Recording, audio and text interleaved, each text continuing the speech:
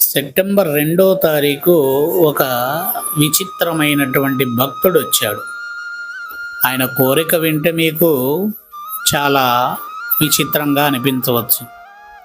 ఆయన వచ్చింది ఐశ్వర్యం కోసము, వాహనాల కోసము, ఇల్లు కోసము, వివాహము కోసము, సంతానము కోసం, ఉద్యోగము, ఇతర కారణాల గురించి రాలే. వచ్చిందల్లా తంత్ర మంత్ర యంత్ర విధానాల్లో నేను అడిగింది లభిస్తుందా అని అడిగాడు. మరి ఆయన ఏమడిగాడు అంటే చిత్తశుద్ధి. ఈ చిత్తశుద్ధి కలగాలంటే నేనేమి చెయ్యాలి గురువు గారు? ఏ హోమం చేయాలి, ఏ మంత్ర సాధన చేయాలి, ఏ జపము చేయాలి, ఏ పూజలు చేయాలి అని అడిగాడు. దానికోసము అవన్నీ చేయాల్సిన అవసరము లేదు. చిత్తశుద్ధి నీకు కలగాలంటే మన భగవంతుడిలో ఒక భగవంతుడు ఉంటాడు.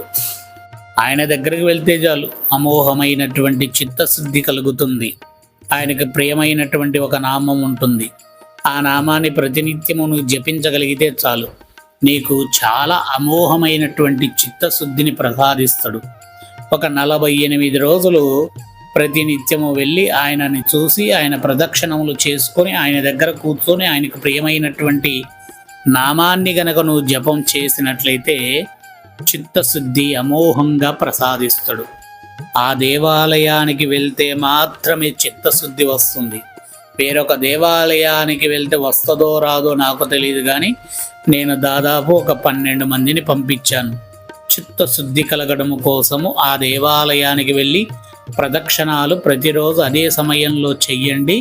చేసిన తర్వాత రామనామము అనేటటువంటి నామాన్ని మీరు జపము చెయ్యండి.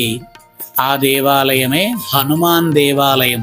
హనుమంతుడి అనుగ్రహం ఉందంటే చిత్తశుద్ధి అమోఘంగా ఉంటుందని